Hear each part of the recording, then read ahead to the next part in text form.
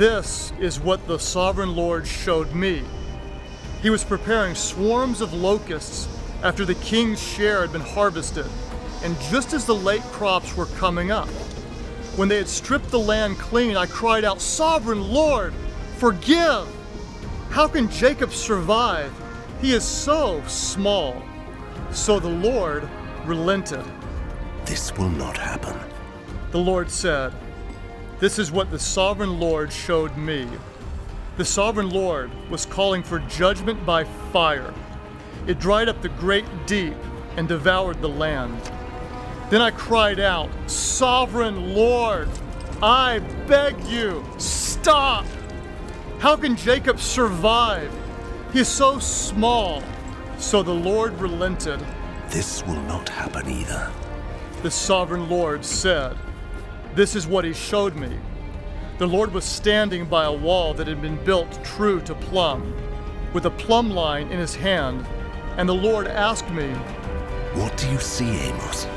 "A plumb line," I replied. Then the Lord said, Look, I am setting a plumb line among my people Israel.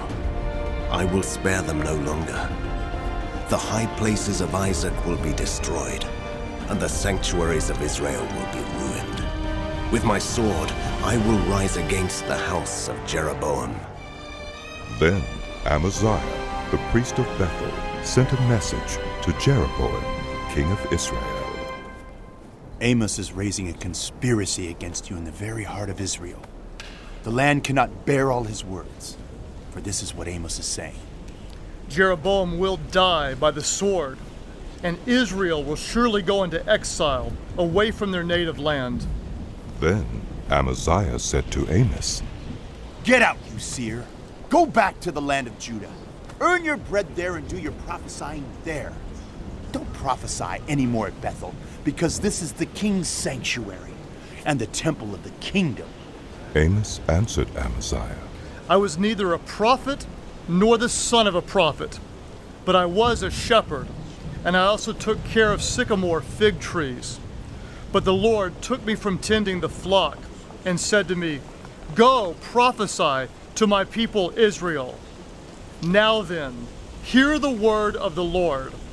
You say, 'Do not prophesy against Israel,' and stop preaching against the descendants of Isaac. Therefore, this is what the Lord says.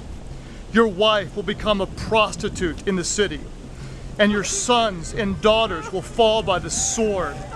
Your land will be measured and divided up, and you yourself will die in a pagan country, and Israel will surely go into exile away from their native land.